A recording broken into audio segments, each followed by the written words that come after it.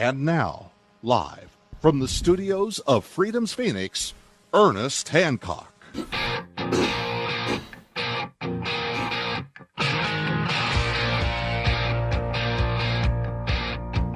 Welcome back to Declare Your Independence, where we have in studio Michael Boldin. He is the founder and executive director of the 10th Amendment Center. Michael has a full schedule working as a senior editor of the center's website, writes a regular column, and he does a bunch of media, which is what he's doing right here today, along with me. And Stewart Rhodes is sitting in with me, and I want to make sure that we talk to Michael and everybody gets a equal share of my abuse. So the one thing, Michael, this is the main thing that I'm concerned with, okay? I have a lot of concerns. Go ahead and turn his mic on. I want to make sure that as we take the opportunity to talk to people that are paying attention, that we're going, look, man, it's bad, and it's going to get a lot worse. The economic collapse is, they keep, saying, oh, we're waiting for the second shoe to drop. I go, heck, man, we haven't even got the first shoe. They just took it off, and we got to smell the smelly sock, okay? This has got a long ways to go. So they're going to look for solutions. They're going to look for an opportunity. We're going to fix it. Now, how are we going to fix it? Well, you're offering an opportunity to fix it, but it's using a structure. It's using the Constitution. It's using this government that we have. It's using, the debt that we've incurred. It's using this collective from Washington. It's using the system that got us here. And as Lysander Spooner put it, he goes, if the Constitution didn't cause what happened, it sure as hell didn't prevent it, okay? So I'm looking to the founder of this, is bringing it on. What's the ultimate message? The ultimate message is peace and freedom.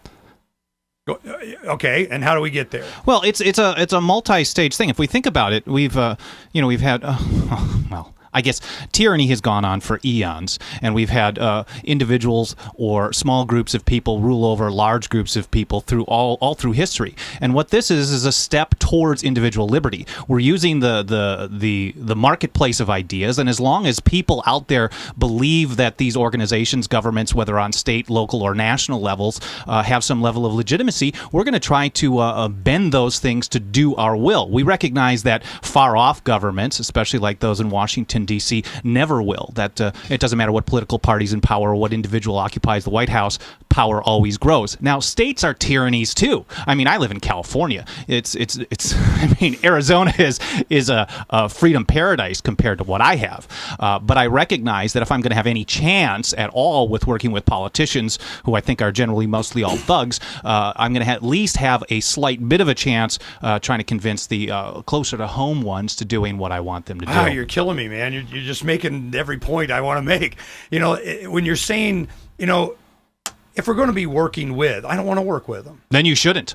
The reality is, you mentioned a lot of we, but I don't believe that we have incurred debt. You have not incurred United States debt. I have not. The politicians have done that. And the reality is that they are the ones that are responsible. Why am I justifying their existence by using them as a tool? You don't have to.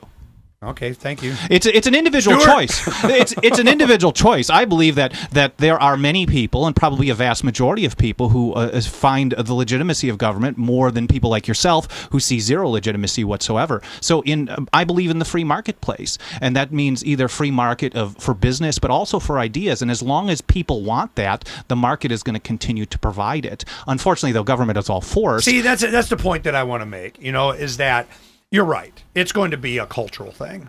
It's going to be youth. It's going to be the younger generation. It's going to be those younger than me. It's going to be my kids and my grandkids that are going to make the determination whether government is going to be a mechanism by which they're going to attain whatever it is that they think they want or deserve or should have or what. And I'm going, why is it someone that I would think from your background and your rhetoric and so on that you understand the concept of, not anybody rule me? My background is communist. I grew up in government-run schools, so I believed every single time that there was a problem. I remember back with the airline bailouts, my first instinct was, if they're going to bail out these airlines, why doesn't the government just own those airlines? And I think that is a huge problem that we face, is that growing up. You're making my point. You're making my point.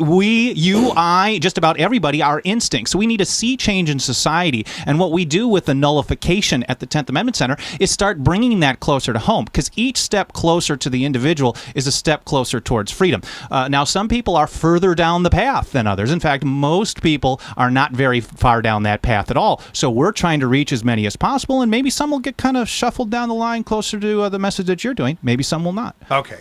All right. Amen, brother.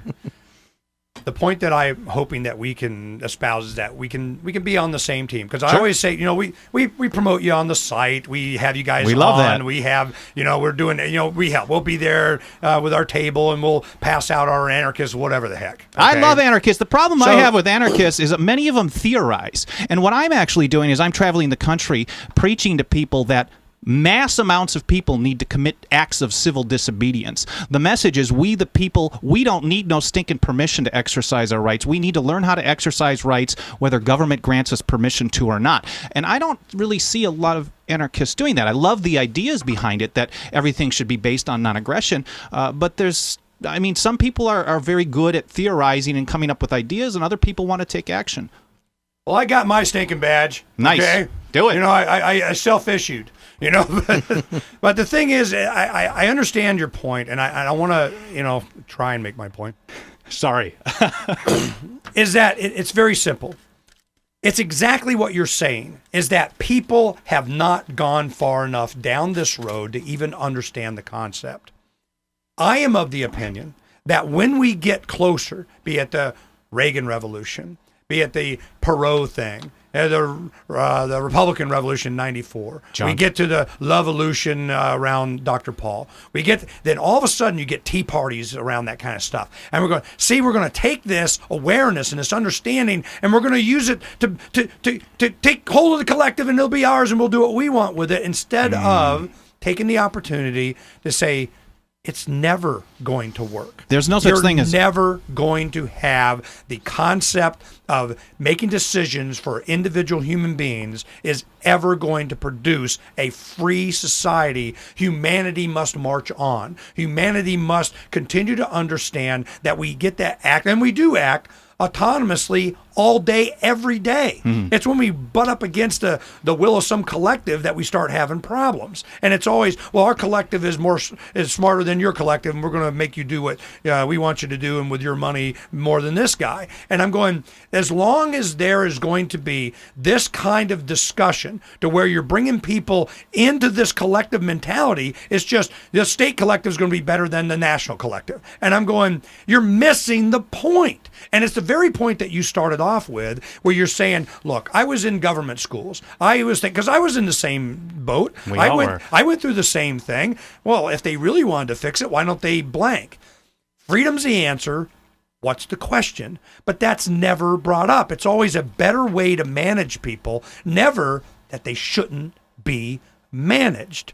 That is the goal that I want to espouse. That's the message that we actually give, maybe not with those exact words, but when we say you need to start exercising your rights, whether you get permission from government or from some black robe deity on a Supreme Court or from any government position, that is the exact same message. Now, how people actually put that into action is up to them, because we aren't here to dictate. There's no such thing as a great libertarian dictator that's going to just create a free society, because as soon as you give someone the power, as Harry Brown always said, he would always say, as soon as you give power to somebody to do what you think is good, you're giving power to someone else to do exactly the opposite. So what we want to do is remove power in as many places as possible. And our role, and at least our focus, is the reality is the greatest violator of rights on probably, I don't know, maybe I'll say the face of the earth to sound exciting, is the United States government. There aren't state governments that are sending troops into Iraq to murder people right now. I want to know who's the big. I want to know who's the bigger one.